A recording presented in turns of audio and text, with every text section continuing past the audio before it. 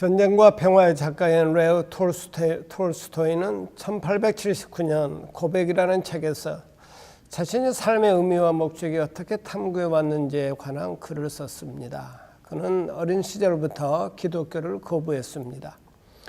그리고 대학을 졸업하면서 자신의 인생에서 얻을 수 있는 최대한의 쾌락을 얻는 데 모든 노력을 기울였습니다.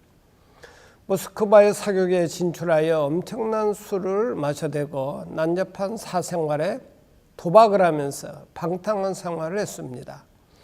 그러나 그는 만족하지 못했다고 고백합니다. 그런 다음 톨스토이는 돈 버는 일에 야망을 품었습니다. 그는 유산과 자신이 쓴 책으로부터 많은 돈을 벌었습니다. 그러나 그거 역시 그를 만족시켜주지 못했습니다.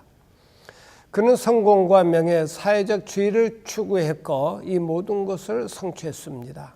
그는 브리테니카 백과사전에서 세계 문학 사상 가장 위대한 두세 권의 소설 중 하나라고 설명하는 소설을 썼습니다. 그러나 결국 그런 것이 무슨 의미가 있단 말인가라는 질문에 부딪히게 되었고 그 해답을 얻지 못했습니다. 그런 다음 그는 가정에 큰 기대를 걸었습니다. 1862년 상냥하고 사랑이 많은 아내와 결혼하여 아이들을 13명이나 낳았습니다. 톨스토이는 그의 모든 야망을 이루었고 아내와 많은 자녀들을 갖게 되어 매우 행복한 것처럼 보이지만 그러나 그는 결국 한 가지 질문 때문에 자신을 자살 직전까지 몰고 갔습니다. 그 질문은 죽음이 나를 기다리고 있으며 그 죽음을 피할 수 없다는 사실 앞에서 내 삶은 무슨 의미가 있을까? 그는 이 해답을 찾기 위해 과학과 철학의 모든 분야를 연구했습니다. 내가 왜 사는가라는 질문에 그가 찾을 수 있었던 유일한 대답은 무한한 공간, 무한한 시간 안에서 무한히 작은 입자들이 복잡하게 변하고 있다는 것이었습니다.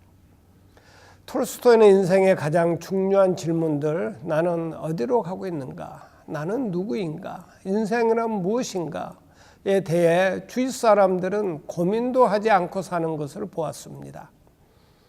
그런데 그는 마침내 인생의 중요한 질문들에 대한 답을 러시아의 농부들이 기독교 신앙을 통해 이미 알고 있는 것을 발견하게 됩니다. 그리고 예수님을 믿게 됩니다.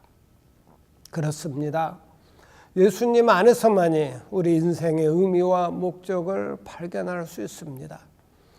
예수님을 통해 우리가 하나님과의 바른 관계를 맺게 되면 삶의 의미가 분명해집니다. 그래서 예수님은 말씀하셨습니다. 내가 곧 길이요 진리요 생명이니. 어떤 사람들은 말합니다. 무엇을 믿는가는 별로 중요하지 않습니다. 그저 열심히 살면 됩니다. 그런데 옳지 않는 일에 열심을 내는 사람들이 많습니다.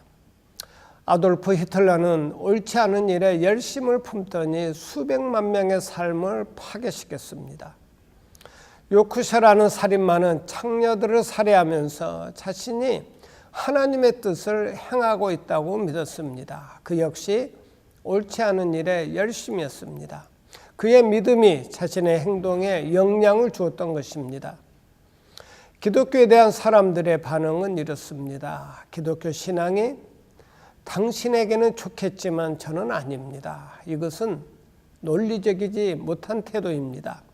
만약 기독교가 진리라면 그것은 우리 모두에게 생명에 걸린 중요한 문제입니다. 그런데 만약 기독교가 진리가 아니라면 우리 그리스도인들은 속고 있는 것입니다. 작가이자 학자인 C.S. 루이스는 이런 말을 했습니다. 기독교는 하나의 명제이다. 따라서 만약 기독교가 거짓이라면 아무 중요성이 없으며 만약 진실이라면 무한한 중요성을 갖는다. 기독교에서 적당히 중요성을 가지는 것은 불가능하다. 기독교 신앙은 진리입니다. 예수께서 내가 진리라고 말씀하셨을 때 그 진리란 지적인 진리 이상을 의미합니다. 진리를 뜻하는 원래 단어는 진리를 행동으로 옮기고 경험한다는 것까지 포함합니다. 저는 저희 아내를 처음 만났을 때 참 멋진 여자라고 생각했습니다. 그런데 결혼한 지 20년이 지난 지금 저는 결혼 생활을 통해 제 아내가 정말 멋진 여자인 것을 경험했습니다. 처음에는 제 머리로만 멋진 여자라고 이해했지만 지금은 경험하고 있는 것입니다. 진리는 머리로만 이해해서는 안 되고 경험하는 데까지 이르러야 진짜 진리가 됩니다. 기독교 신앙도 마찬가지입니다. 예수님이 진리라고 머리로만 이해하는 차원에서 예수님이 정말 진리이신 것을 경험하는 그런 복된 성도가 되시길 바랍니다. 아멘.